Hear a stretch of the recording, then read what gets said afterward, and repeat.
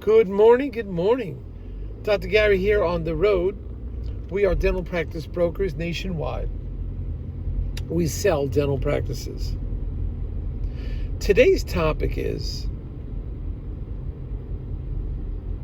when selling a dental practice, if you want a successful result, minimize conversations between buyer and seller. Really important. We're going to talk about why this is. So now we're in 28 states throughout the country selling dental practices. We are dental practice brokers. I was a dentist for 25 years. And I've been doing the dental practice brokerage now for 13 years. We have a team of 10 employees, including 2 CPA accountants, marketing, accident reported ahead, etc. So call us.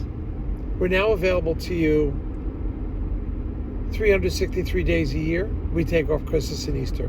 Our phones are answered from 8 a.m. till 9 p.m. at night, East Coast time. So give us a ring at any time. We'll be more than happy to help you. Now, all the information you're about to hear is for entertainment purposes only. It is not legal or business advice. Our phone number is 201-663-0935, and our email, that is our website, is dentalpracticeguide.com or nationwide dentalpracticebrokers.com. So give us a call. Anytime you have some questions, we'll be happy to answer them and just chat with you at no charge to you. If you wanted a quick analysis of what your practice is worth, we could do that also. Okay? And give you some short answers for that. If you're thinking about selling to a DSO, please give us a call, because often they will pay our commission. And we know everything about the DSOs. We work with them constantly. It's a changing landscape with the DSOs. That is Dental Services Organization, corporate dentistry. It is changing all the time.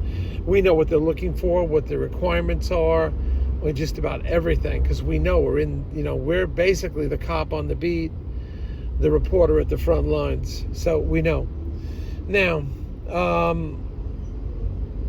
when you work with us also, based on certain criteria, we can often get your legal fees reimbursed upon successful closing. So call us about that program we have. You won't wind up paying any legal fees. We'll reimburse them at closing.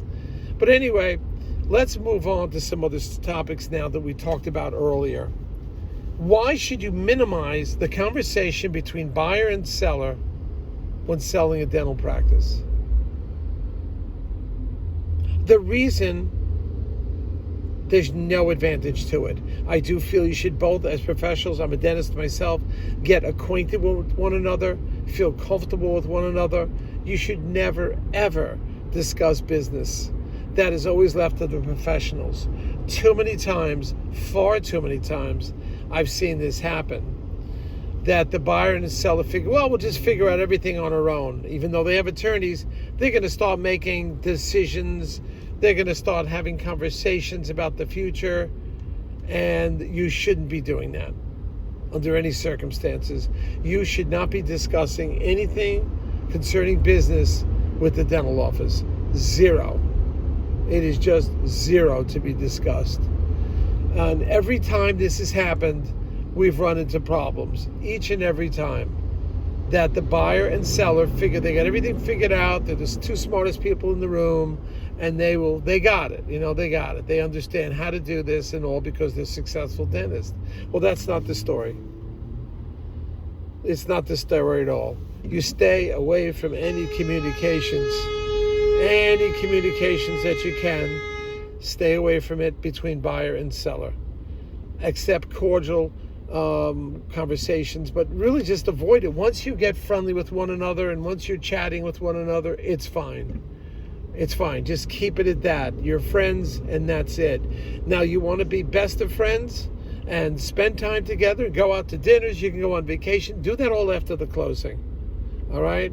If you have specific questions that have to be answered technically, do it through the broker, do it through the attorney. Minimize the conversation absolutely with the buyer and the seller, because a simple few words that the two of you may discuss that you don't tell the attorneys and or brokers, you've now done something, exchange information outside of the professional circles that we know about. And we can't help you. You can't do that. You've got to stay away from that. That has led to so many problems when buyer and seller make their own decisions or conclusions. They come together. It has led to nothing but problems. There is no advantage to it. You should just steer clear of it. Things come up, certain words and phrases, and then the buyer gets spooked, the seller gets spooked. He said, she said this, and then you make decisions sometimes which are outside the professionals, and we don't know what's going on. I watch every moving piece of this deal, and if you make some kind of agreement with that buyer or a seller and you haven't informed us, nightmare. It's a nightmare.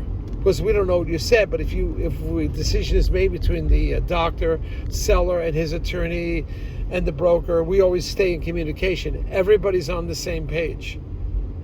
But the minute you go one-on-one with buyer and seller and start making small decisions which you think won't affect everything, or you think you have the answers, go back to the attorney and say, we've come up with a couple of ideas between the buyer and the seller. We want to give you these ideas and let you handle it with the other attorney.